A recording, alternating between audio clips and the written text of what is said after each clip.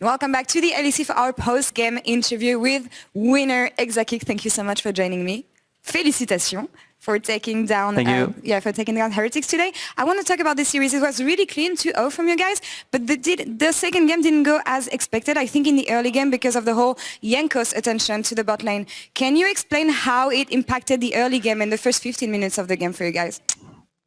I mean, especially for bot lane matchup, right? We are supposed to do 3-wave crash because we are full pro into Lucian Nami because they are very weak level 1. But then I think we were too early, so I think it shows on the broadcast that Nami is sweeping the ward, right? Level 1. Yeah. And then Jankos knows we have no ward, so it just comes to level 2 gank and be annoying when we want to stack the wave. So I'm forced to base in this matchup. And then our jungle is weak, so we can't really contest the Kindred. So I just can't play actually because of this gank, which is not supposed to be normal, but I guess in this game it was a very good call from them to just not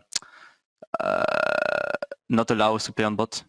It was really well played for them, but how did you recover from this?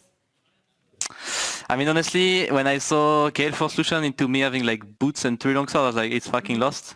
But I think from this, our Gnar is allowed to play 1v1, right? Because Kindred is camping bot, and then he's getting ahead, and then we are getting plates and CS lead, and then Mark is getting 6. So how we play is just like we play through Gnar flank in teamfights. We don't play through mid too much because Lucian is too strong, and we just play front to back with the Talia because actually Talia is very good into their comp, right? They have like 4 champs that needs to dash. They can't really play into her, so the game was just not around me anymore because I was too behind. It was more around my top side and just fighting well. And you came up with the right game plan to finally get the victory that time. And I wanted to follow up on the matchup on the bot lane, actually, because for me, this series was all about bot lane. And in Reddit check, we hyped up the matchup between you and Jack Spectra. What do you think of him as a player? Because you guys go way back from the EU Masters last year. And how do you think he developed as a player this year in the LEC? I think he's good. But honestly, I think me and Dos are probably slightly better than Jack Spectra and Mercer, right? But here they kind of surprised us in game 2. But yeah, overall I think we stepped up a lot compared to EU Master where we completely choked, right? That's why we got Giga Stomped, and I think the key is just to kind of not give him Draven, right? Because he's very comfortable on it, and they probably have a very clear game plan on how to play around it, and that's what we did here in this series, right? But yeah, I mean, it's very nice to play against him because we have kind of like this rivalry, right? But I think we are better probably as a team and on the bot lane, so that showed on game 1, right? But on game 2 it was kind of I got kind of shit stomped. But yeah, I mean, it's kind of nice. It can't always be about you guys and bot lane, but you were mentioning how confident you feel right now in the LEC, especially being paired with DOS on the bot lane. And I know that there's a lot of discussion around the fact that you may become one of the best bot lanes in the LEC in the months to come. How do you react to this?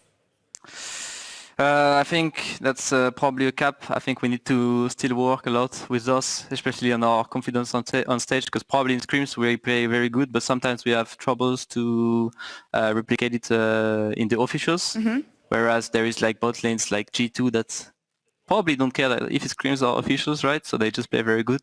And I think Koi bot lane stepped up a lot, and they came back to their summer split form.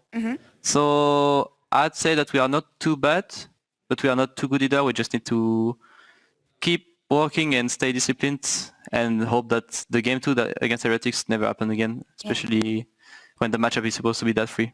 I know you take losses and everything like this very personally. And talking about SK as a whole, you came into this week having to bounce back from the loss you suffered last week, knowing that if you won today, which you did, you would have to play again tomorrow against Vitality. How did you prepare for this week, knowing that you had to play potentially 2 back-to-back best-of-3s? I think we prepared Heretics first, and Vitality we don't really care too much because there is the series against Heretics first. And personally I was like, wait, if I lose on Saturday I'm out actually and I'm in vacation, so I was like kind of shocked actually that we can be 3rd place in the regular season and just be 8th to 7th place on group stage. But now winning 2-0 and advancing into the next step, I think it's nice. And I think Vitality didn't show up that strong, I'd say, against Heretics last week.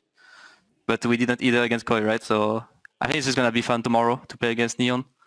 I hope that they come up very strong on the bot lane against us, so we can have fun. And I just wanna win against them, right? Well, I hope you guys give us an amazing series. Thank you so much for the interview, Exakick. À demain against Vitality. And to set up for our next match, Astralis find themselves on a miracle run. And a few weeks ago, on the Baron Pit, Ender agreed to Finn's request to have him on between two Iverns in exchange of making the miracle run.